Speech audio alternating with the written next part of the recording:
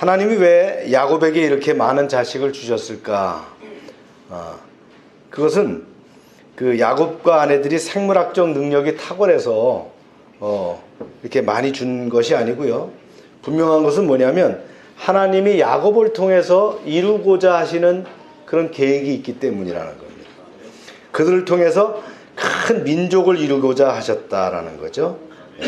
또한 이 민족이 하나님을 경험하게 하고 또 이들에게 선지자를 보내서 하나님의 말씀을 전하게 하고 또 이들이 성경을 기록하게 하고 또 종국에는 이 민족을 통해서 메시아를 보내셔서 세상 모든 민족에게 복음을 전파하시고자 하시는 아주 원대한 계획을 가지고 계셨다라는 거예요. 여러분, 역사의 근본적인 목적이 뭘까요? 그것은 세상의 수많은 사람들 중에 하나님의 택한 자들이 있는데 그들을 건져서 영생을 주시고 영생할 사람들이 새하늘과 새 땅에서 영원토록 살게 하는 것이 바로 하나님의 목적이었다는 겁니다. 동의하십니까? 네. 하나님이 역사를 운행하시는 근본적인 목적은 뭐냐면 유대인 중에서 남은 자가 있어요. 또 이방인 중에서 택한 자가 있는데 이들을 모두를 구원해서 어떻게 해요? 영생을 주시고 이들이 새하늘과 새 땅에서 영생을 누리면서 하나님과 영원토록 살게 하시는 것이다 라는 겁니다. 근데 오늘날 우리 한국은 역사관 때문에 많은 문제가 있어요. 그래서 한국의 역사를 가르치는 사람들의 대부분이 뭘 받아들이냐면 민중사관을 받아들입니다. 민중사관은 곧 해방신학이라고 하는 거예요. 그 마르크스 레닌주의, 마르크스 사관, 막스 사관을 받아들였다는 거예요. 그러니까 그들에게 있어서 역사관이란 뭐냐면 가지지 못한 자가 가진 자를 쳐서 빼앗아서 평등케 한다. 이게 바로 막스 사관입니다. 이런 사관이 신학에 들어오면 뭐라고 하느냐? 해방신학이라고 얘기하는 거예요. 이런 사고방식에 의해서 역사를 보는 눈이 가지고 있다라는 거예요. 그래서 우리 역사 교과서에서도 이러한 것들이 이제 출판이 되는 것이 다소 우려가 된다라고 하는 문제가 있죠. 그러나 그리스도인들은 이런 민중사관이 아니라 어떤 걸 받아들이냐? 구속사관을 받아들이게 됩니다.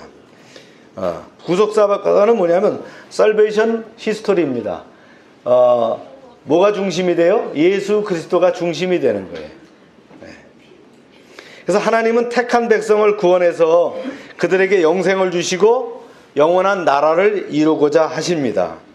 이것이 바로 역사가 존재하는 근본적인 목적인데 이걸 뭐라고 한다고요? 구속사관이라고 한다. 그런데 하나님이 역사를 주관하시기 위해서 하시는 일이 무엇일까요? 그것이 바로 아브라함을 택해서 민족을 이루고 그 민족을 통해서 메시아를 보내려고 하는 계획이라는 거예요. 그러니까 아브라함, 이삭, 야곱의 가문이 여러 가지 죄와 허물과 문제가 많지만 하나님의 계획은 어떻게 해요? 이 가문을 통해서 반드시 이루시려고 한다는 겁니다. 시편 33편 11절에 보면 여호와의 계획은 영원히 서고 그 생각은 대대에 이르리로다 이렇게 기록되어 있습니다. 그래서 하나님의 계획과 목적은 넘어지는 법이 없고 쓰러지는 법이 없습니다. 실패하는 법이 없다는 말씀이죠. 이제 오늘 본문은 하나님이 계획을 이루어 가시는 데 있어서 어떤 장애물이 있을지라도 또 이것을 극복하시고 하나님이 그 계획을 이루어 가시는 것에 대한 증거의 말씀이 담겨 있습니다. 이 말씀을 통해서 여러분들이 은혜 받으시기를 바랍니다. 네. 그럼 먼저 인간의 연약함을 초월하시는 하나님입니다. 아브라함의 가정은 3대에 걸쳐서 동일한 문제를 가지고 있었어요. 바로 뭐냐? 어떤 문제예요? 네, 맞습니다. 불임의 문제. 아이를 잘 못 낳는 거예요, 여자들이. 그래서 창세기 11장 30절에 보면 사레는 임신을 하지 못함으로 자식이 없더라. 아브라함의 아내 사레, 훗날 사라라고 부르지만 불임의 문제가 있었어요. 또 창세기 25장에 보면 이삭이 그의 아내가 임신하지 못함으로 그를 위하여 여호와께 간구하매 여호와께서 그 간구를 들으셨으므로 그 아내 리브가가 임신하였더니 그랬어요. 이삭의 아내 리브가도 뭐예요? 뭐 어떤 문제가 있어요? 불임의 문제가 있더라는. 또 창세기 29장 31절에 보면 여호와께서 레아가 사랑받지 못함을 보시고 그 태를 여셨으나 라헬은 자녀가 없더라. 라헬도 임신을 못하는 문제가 있어요. 그래서 이 아브라함의 가문은 뭐가 있어요? 그 불임의 문제가 있더라. 근데 여기서 이제 재미있는 글자를 우리가 풀어볼 수가 있는데, 성경은 뭐라고 되어 있냐면 사랑받지 못함을 보시고 이랬어요. 이걸 뭐라고 하느냐? 옛날 그 버전, 개역 개정 이전의 버전은 뭐라고 되어 있어요? 혹시 가지고 있는 분들 있어요? 뭐가 없다 그랬어요? 총이 없다 그랬잖아요. 총이 없음으로 그랬어요. 그래서 총이 없음을 보시고 이랬어요. 총이라는 게 뭐냐? 이게 우리가 간머리변에 용자를 쓴 거예요, 한자로. 그래서 이 총이라는 게 뭘 얘기하는 거예요? 자기 집에 임금이 오셨다는 거예요. 자기 집에 신랑이 왔다는 거예요. 임금은 그 신랑이 표현되잖아요.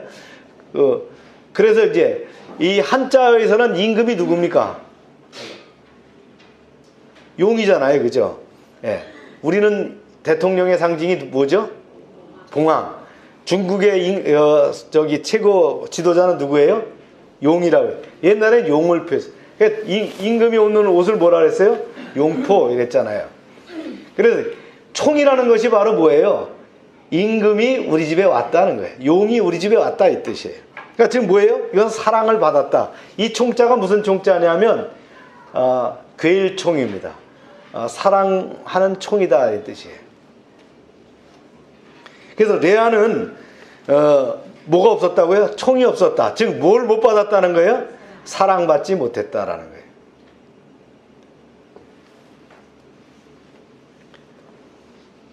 우리가 이제 찬양할 때 내 영혼이 은총 입어 할 때 그 은총, 이게 바로 그 은총이 어떤 자라고요?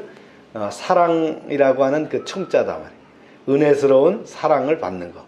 내 영혼이 은총 입어, 이게 뭐예요? 하나님의 은혜스러운 사랑을 받는 것. 이것이 바로 은총이라는 거예요. 굉장히 좋은 말이죠. 할렐루야. 어떤 분들은 레아가 총이 없었다 그러니까 이 총자가 말이죠, 총명할 총자, 그래서 총명하지 않느냐 하는데 그게 아닙니다. 그죠? 레아는 뭐가 나빠요?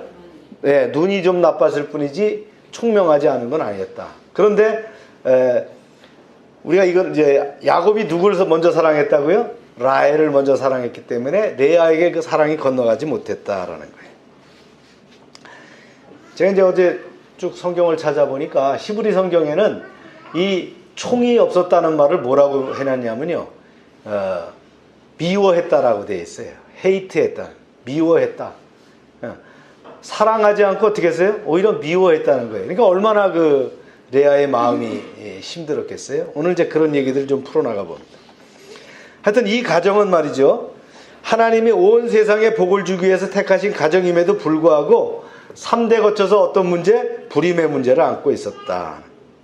그래서 이 문제는 단순히 유전적인 원인이 아니라는 거예요. 물론 며느리들이 무슨 유전적인 원인이 있는가 생각해 볼 때 그들은 다 일가친척이에요. 그죠? 그렇기 때문에 어떤 유전적 요소도 있겠지만, 그러나 이건 유전적인 문제도 아니고 생물학적인 문제도 아니라는 거예요. 이건 뭐 어떤 문제예요?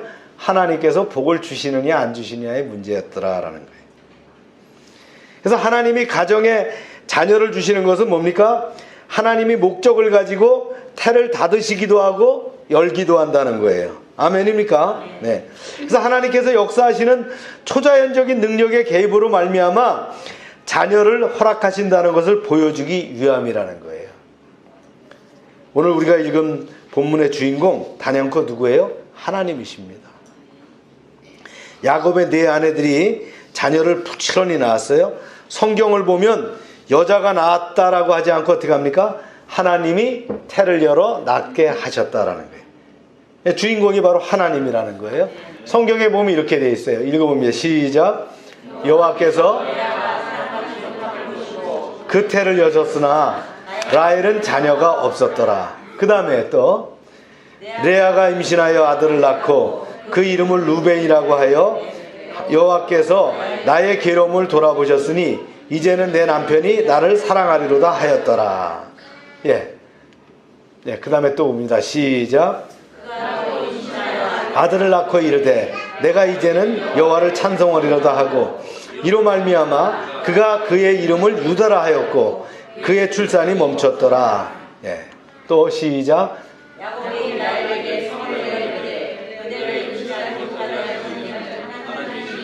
내가 하나님을 대신하겠느냐. 예. 또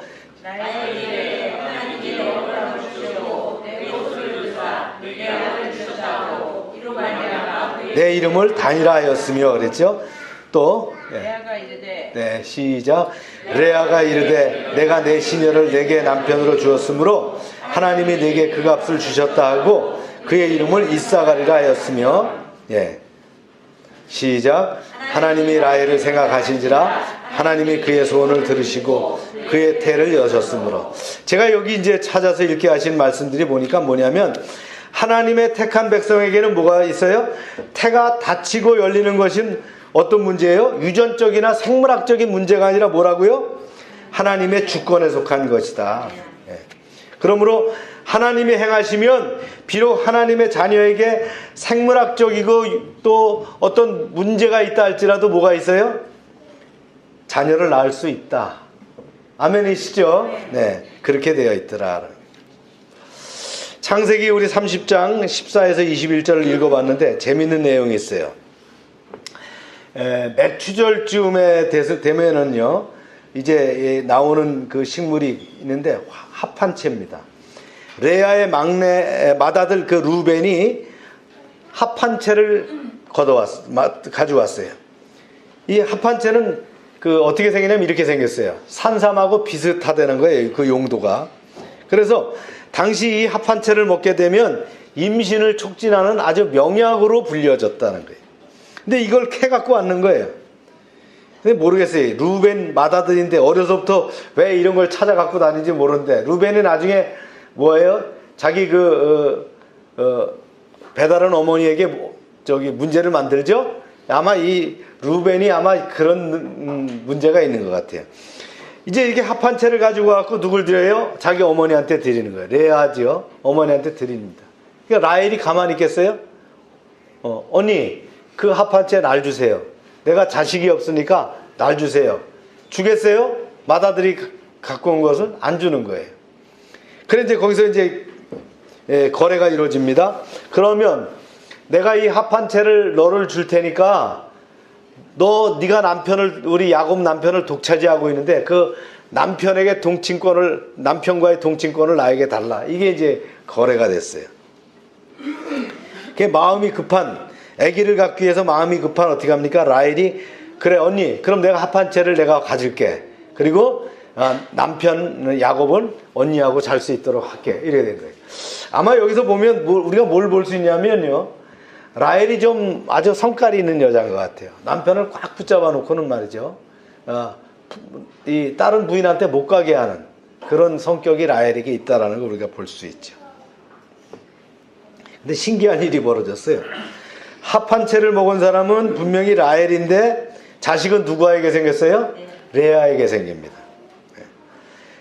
그 당시에 이미 레아는 4아들을 낳았어요. 루벤, 시몬, 레위, 유다 4아들을 낳았는데 합한채를 라헬에게 주고 나서 이제 자기는 생산이 끝났는 줄 알았는데 또 아기가 생겨서 둘을 더 줬어요. 그 둘이 뭐냐? 이사갈과 스불론을 낳게 됐다라는 거예요. 합한채를 먹은 라헬은 아기를 낳지 못하고 먹지 않고 남편하고 동침한 레아는 아기가 생겼다 이런 얘기. 그러므로 이 말씀 뭐냐면요. 자식을 낳는 데 있어서 합한채는 아무 효력이 있다 없다? 없다 그런 얘기예요. 산삼을 먹는다고 해서 자녀를 얻는 것이 아니라는 거예요. 그래서 우리 하나님의 백성은 하나님이 태를 여셔야 자녀를 얻는다는 그 비밀을 분명히 알아야 된다는 거예요. 할렐루야. 우리가 이제 성도들이 이제 2가지를 기억해야 됩니다. 내가 지금 생물학적으로 태의 문을 닫혀 있는 상태라 할지라도 하나님이 나의 태문을 열어주시면 어떻게 해요? 불가능도 가능케 된다. 우리 슬기도 시집가갖고 말이죠. 아기가 안 생긴다고 징징 울어가지고 참 딸도 임신하라고 기도했는데 하나님 딱 가르쳐 주시는 거예요. 임신이 몇 월에 한다라고 저한테. 내가 몇 월에 한다라는 걸 이제 얘기를 했는데, 야, 내가 받긴 받았는데 이게 진짜인가 아닌가 근데 하나님 딱 그때 얘기가 들어서게 하시더라고요. 예. 큰애 작은애 다 알려주셨어요. 예. 하나님이 태문을 열어주셔야 된다. 이게 진리예요. 두 번째는요, 하나님이 우리 성도들에게 자녀를 주시는데 그 자녀들은 뭐냐? 그 아이가 출생한 목적이 있다는 거예요. 다 그 목적에 맞게 출생한다는 거예요. 너는 왜 공부를 못해? 예, 너는 뭐 이걸 못해? 저걸 해야 돼? 이렇게 하지 말고요. 그 아이들은 어떻게 해요? 하나님의 목적에 맞게 출생했기 때문에 그 아이들이 잘 크게만 하면 하나님이 그 아이들을 잘 장성시켜서 말이죠, 하나님의 능하신 그런 하나님의 일꾼으로 쓰신다는 거예요. 아멘이시죠? 네. 그래서 하나님이 내게 주신 그 자녀는 뭐라고 믿어야 되느냐? 하나님의 선물. 네. 우리 아기들한테 축복합시다. 너는 하나님의 선물이다. 할렐루야. 네. 그래서 하나님이 우리에게 주신 그 선물을 목적대로 잘 키워야 됩니다. 네. 그러면 어떻게 합니까? 우리에겐 능력이 없지만 하나님은 큰 능력자시기 때문에 불임도 임신을 하게 바꿀 뿐만 아니라 또 부족한 내 자녀도 하나님이 크게 키우실 줄로 믿습니다. 네. 네, 또 오늘 두 번째 말씀인데요, 인간의 감정을 초월하시는 하나님의 계획이 있다라는 거예요. 참 사람은 수시로 그 감정이 바뀌죠. 네. 오늘 창세기 29장 30절에 보니까 야곱은 레아보다 라헬을 더 사랑했어요. 야곱은 외삼촌 라반의 속임수로 레아와 먼저 결혼하게 되지만 야곱의 마음은 늘 누구한테 있었어요? 라헬에게 있었다는 거예요. 그러니까 어떤 사람은 보면요, 결혼하고 나서도 자기 첫사랑을 잊지 못해서 가정을 파탄으로 만드는 그런 경우를 보게 됩니다. 여러분, 첫사랑 좋아하지 마세요. 첫사랑은 끊어내야 됩니다. 그렇죠? 첫사랑은 다 지나간 거예요.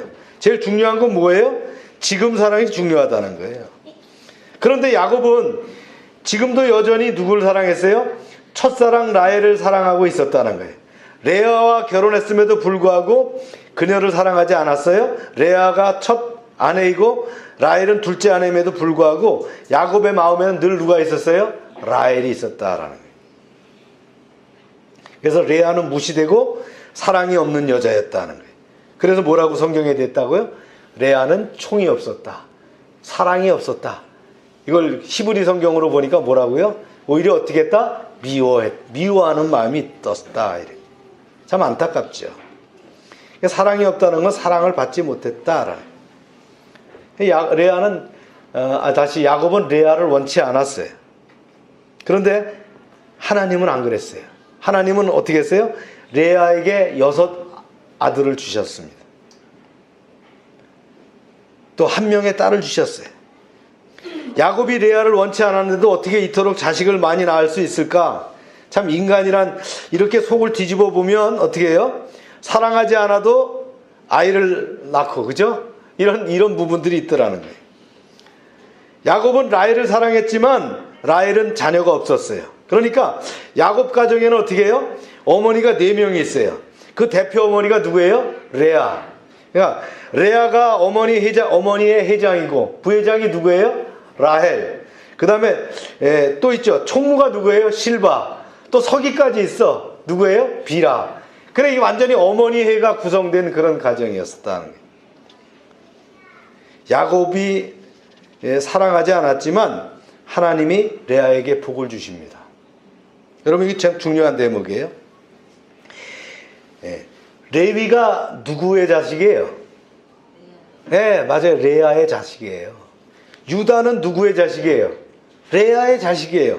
그러니까 이 모든 제사장들, 모든 왕들이 누구한테 나왔어요? 사랑받지 않은 레아에게 나왔다는 거예요. 남편에게 사랑받지 못했지만 레아는 그 몸에서 이스라엘의 왕들과 제사장들이 나오게 됐다. 하나님은 인간의 감정을 넘으셔서 일하시는 분이라는 거예요. 이것이 바로 성경 전체에 흐른다는 거예요. 감정대로가 아니에요. 하나님은 역사하시는데 어떻게 해요? 사람의 감정, 그 감정을 넘어서서 역사하시는 하나님이다. 하나님의 계획이 있으시다는 거예요. 할렐루야. 여러분, 아담과 하와도 가인과 아벨을 낳았어요. 그래서 아담과 하와는 가인이 메시아가 될 거라고 생각했어요. 그런데 어떻게 했습니까? 하나님의 계획은 누구에게 있었어요? 아벨에게 있었다는 거예요. 또 이삭은 어떻게 했어요? 쌍둥이를 낳았는데 에서와 누구요? 야곱을 낳았어요. 그래서 이삭은 누구를 더 사랑했어요? 장자권을 누구에게 줄라 그랬어요? 에서에게 줄라 그랬는데 하나님은 어떻게 했어요? 야곱에게 줬다는 거예요. 야바웃군 같은 야곱을 택하셨다.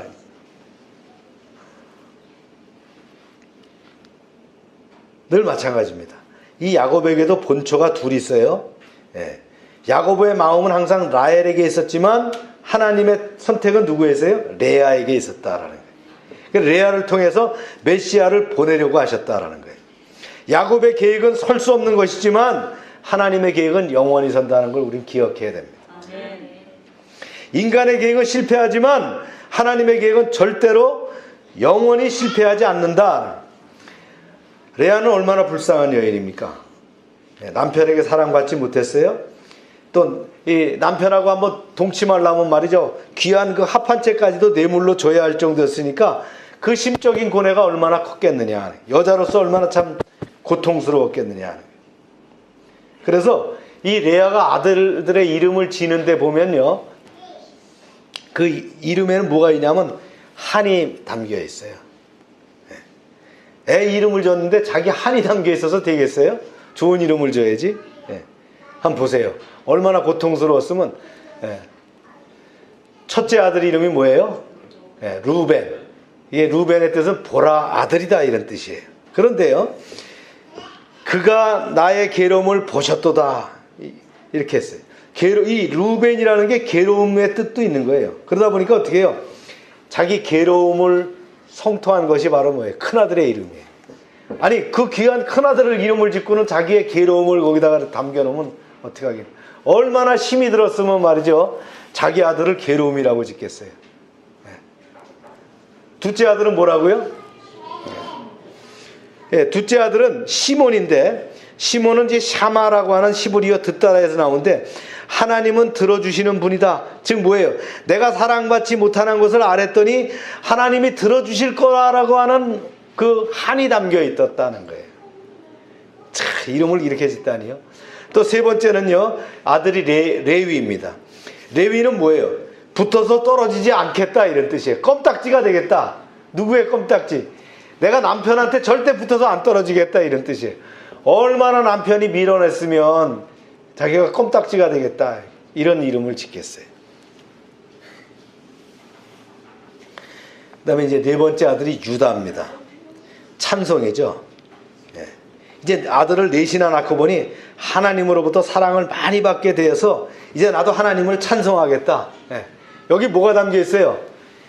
내가 하나님만 찬송하지 남편은 난 모르겠다. 남편이 나를 뭐 밀어내더라도 나는 누구만 찬송하겠다? 하나님만 찬송하겠다. 이게 바로 유다예요. 여기도 한이 담겨 있는 거 아니에요? 참 안타까운 이름이죠. 그런데 레아가 나중에 이제 합한채를 동생에게 주고 남편과 동침권을 얻어서 두 명의 아들을 보너스로 얻어요. 그래서 이제 아들들이 야곱의 이제 9번째 아들이 나오는데 이게 이사갈, 10번째 아들이 누구냐? 스불론입니다. 이사갈은 뭐냐면요, 하나님이 보상해 주셨다 이런 뜻이에요. 내가 합한채까지 주고서는 말이지 동생한테 남편을 뺏어왔더니 하나님이 보상해 주셨다.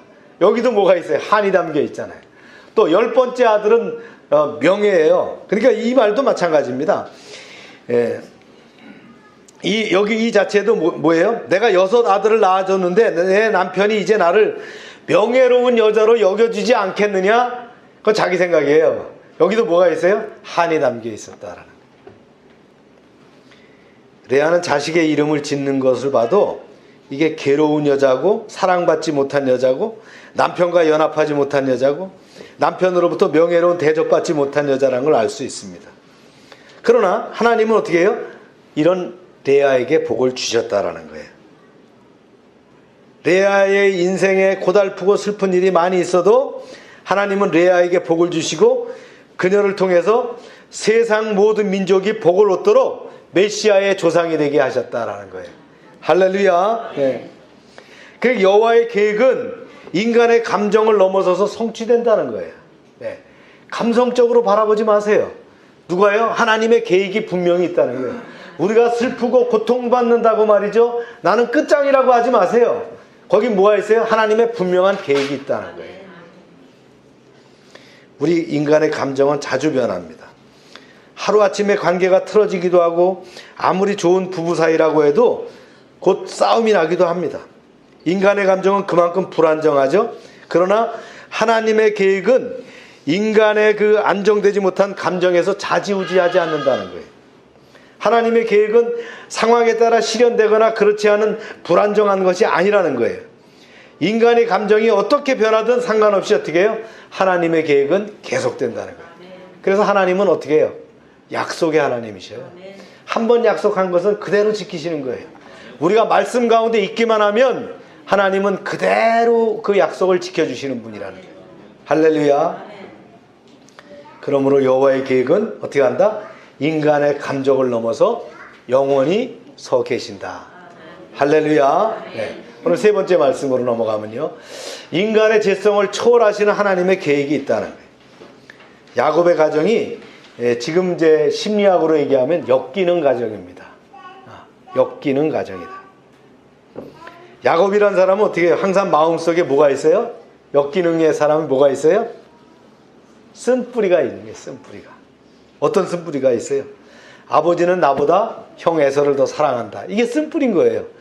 똑같이 있는데 형 위주로 아버지가 그러니까 그게 쓴뿌리가 되는 거예요. 그래서 어떻게 하면 장자권을 뺏을까 이런 생각을 가졌잖아요. 또 형 에서가 어떻게 했어요? 자기를 죽이려고 하니까 그것이 쓴뿌리가 된 거예요. 그리고 이제 외삼촌 집에 왔는데 어떻게 했어요? 외삼촌이 나를 속였다는 거예요. 또 그것도 말이죠, 나의 첫 아내도 자기를 속였잖아요. 자기가 레아라고 안 밝히고 말이죠, 캄캄한 밤에 말이죠, 라헬인 것처럼 해가지고 첫째 부인이 됐잖아요. 이런 것이 뭐가 됐어요? 야곱에게는 쓴뿌리가 되었다. 이 쓴뿌리 가진 사람이 어떻게 합니까? 잘 분노하죠. 성질이 잘 나는 거예요. 자기가 남을 속일 때는 재밌지만 자기가 속으니까 이 쓴뿌리 분노가 생겼어요. 이렇듯 야곱은 항상 성질을 잘 내는 사람이었어요. 그래서 오늘 본문 30장에 보니까 이 야곱이 성질 내는 게 나오죠. 2절 말씀 한번 읽어보세요. 시작.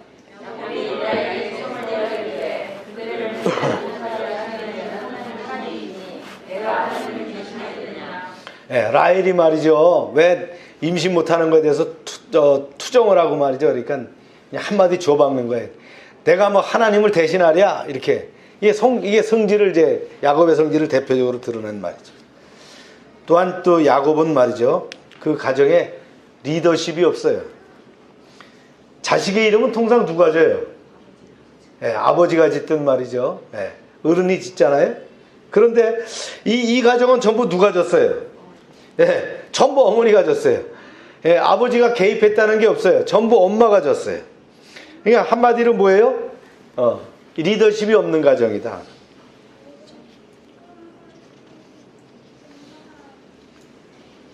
그래서 여기는 어떻게, 레아와 라헬이 두 자매인데 사실은 자매가 더 가까워야 되는데 어떤 관계가 됐어요? 남편을 두고 늘 경쟁 상태, 싸움의 상대였다.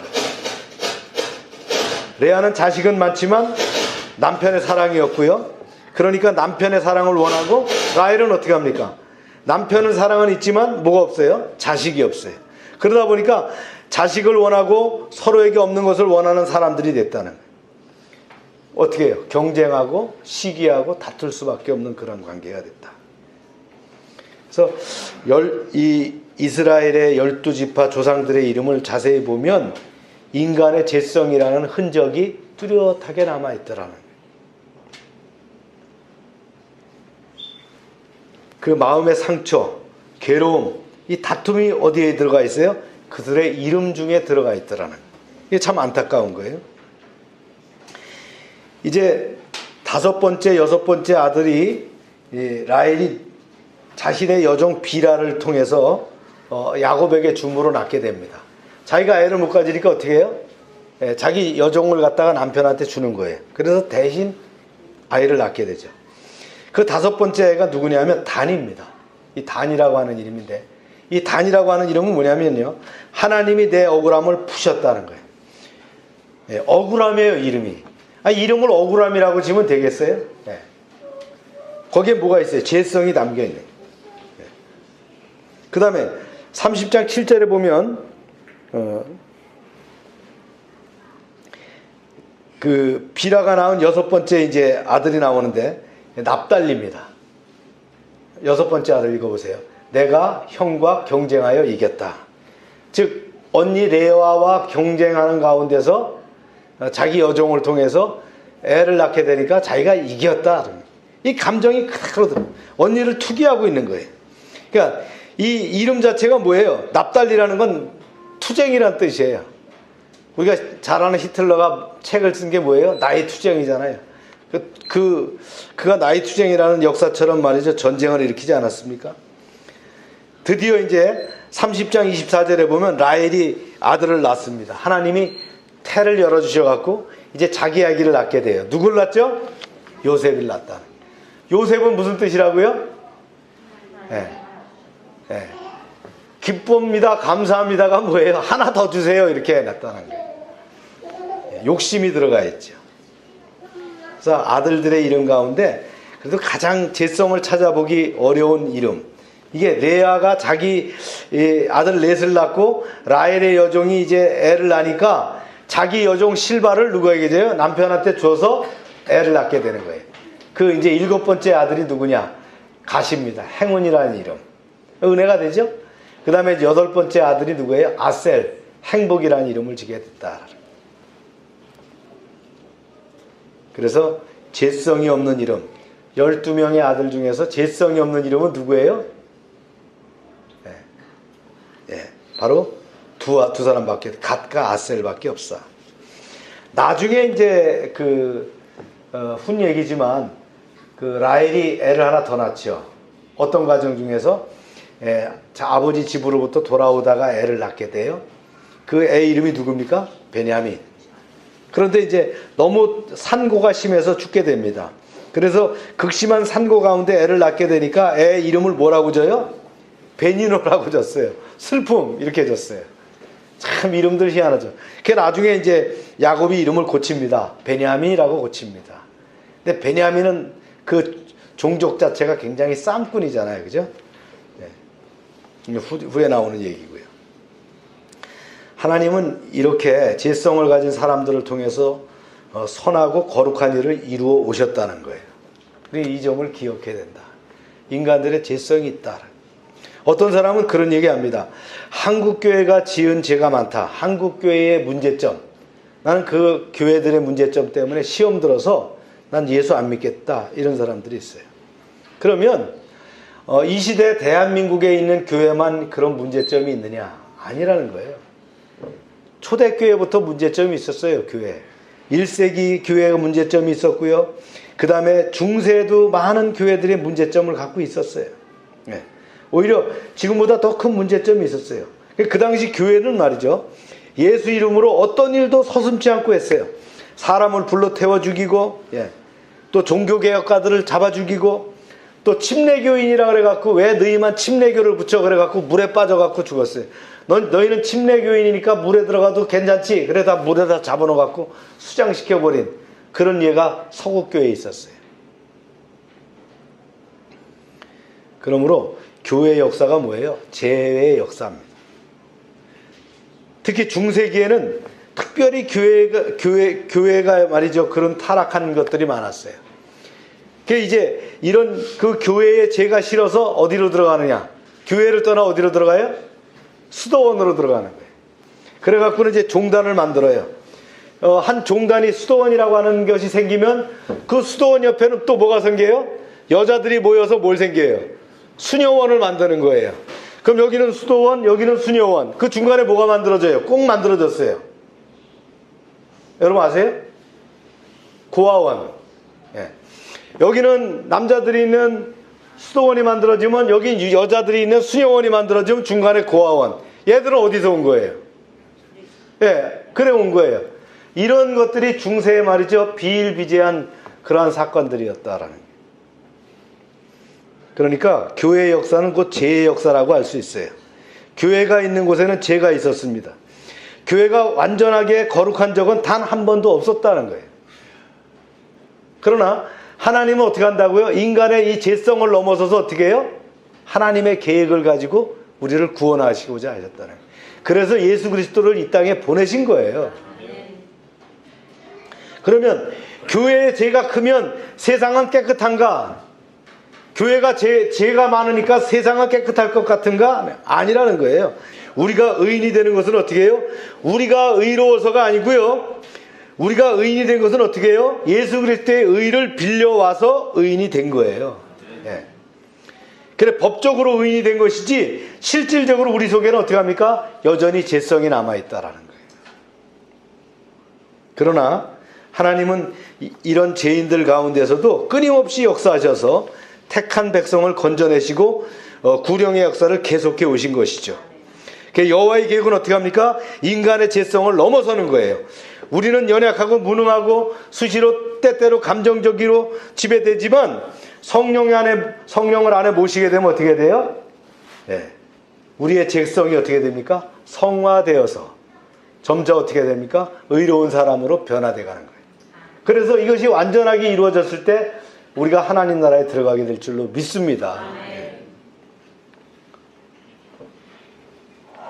그래서 우리가 사람을 보게 되면 또 내 스스로를 보게 되면 실망하지만 실망할 필요 없어요.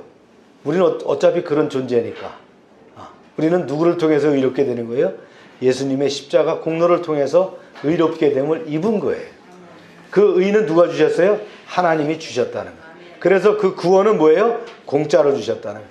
선물이라는 거예요. 할렐루야. 말씀을 맺도록 합니다. 우리는 하나님이 제일 많은 야곱도 사용하셨는데, 그래서 하나님의 계획을 이뤄가시는 분인데, 나같이 약하고 부족하고 죄 많은 또 허물 많은 사람도 어떻게 해요? 영광스럽게 쓸 수 있다라는 위로를 받게 됩니다. 1919년 또 우리나라가 또 이 세상이 많이 변할 줄로 믿습니다. 정치, 경제, 사회, 문화가 변할 거라고 믿습니다. 그러나 어떻게 합니까? 영원히 서서 변치 않는 것은 뭐예요? 하나님의 계획이라는 거예요. 네. 하나님의 계획은 택한 백성을 구원하시고 택한 백성이 다 구원받으면 그때는 구원의 문을 닫으시고 예수 그리스도가 재림하셔서 불로 하늘과 땅을 깨끗하게 청소하시고 새 하늘과 새 땅으로 통해서 새 영생을 누리게 하실 것이라고 믿습니다. 2019년 하나님의 계획과 목적에 동참하시고 또 택한 백성을 구원하시는 그 일에 헌신하시는 여러분 되시기를 주님의 이름으로 축원합니다. 여러분이 기도합시다. 우리의 연약함을 초월하시는 하나님의 계획이 있음을 확신하면서 기도하시고요. 우리의 감정을 초월하는 하나님의 계획이 있음을 감사하고 우리의 죄성을 초월하는 또 하나님의 계획이 있음을 찬양합시다. 우리 할렐루야로 기도합니다. 할렐루야. 하나님 감사합니다. 이제 하나님 우리의 약함을 아버지 하나님 넘어서서 하나님의 계획이 있음을 믿습니다. 우리의 감정을 초월해서 하나님이 역사하심을 감사합니다. 우리의 죄성을 초월해서 이제 하나님 우리를 이끌어 가심을 찬양합니다. 주님, 이제 야곱을 돌아보면서 하나님께서 우리와 함께 하심을 믿습니다. 이제 하나님 세상적 환경과 여건의 아버지 따르지 않게 하시고 온전히 하나님의 말씀과 하나님의 인도하심에 순종하는 삶이 되게 하여 주시옵소서. 열방교회가 아버지 하나님 이제 모여서 예배만 할 뿐만 아니라 우리의 삶이 정화되며 또 변화되는 그런 아버지 하나님의 공동체로서 쓰임받게 하여 주시옵소서. 그리하여 하나님의 계획 가운데서 당당하게 승리하는 인생을 살아갈 수 있도록 주님 허락하여 주시옵소서. 주님 함께하여 주시옵소서. 주님 감사합니다. 주님 영광받아 주시옵소서. 우리는 우리의 부족함을 두려워하고 또 우리의 감정을 앞세우며 또 우리의 죄성을 가리려 하지만 아버지 하나님은 모든 것을 초월하셔서 하나님의 계획 안으로 우리를 인도하시는 줄로 믿습니다. 야곱과 같은 우리의 인생을 긍휼히 여기셔서 하나님의 계획 가운데 온전히 쓰임받는 인생이 되게 하여 주시옵소서. 다음 주간은 설날 연휴를 맞게 됩니다. 가정적으로 화합하게 하시고 그리스도의 사랑을 나누는 그런 귀한 시간이 되게 하여 주시옵소서. 사업장, 직장, 그 가정에 재정적으로 부족함이 없게 채워주셔서 풍성한 설날 연휴가 되게 하여 주시옵소서. 또한 충분한 쉼을 통해서 이제 영육간의 강건함이 회복되는 시간이 되게 하여 주시옵소서. 한 주간의 삶도 주님께 의탁합니다. 주님 역사하여 주시옵소서. 예수님의 이름으로 기도합니다. 아멘.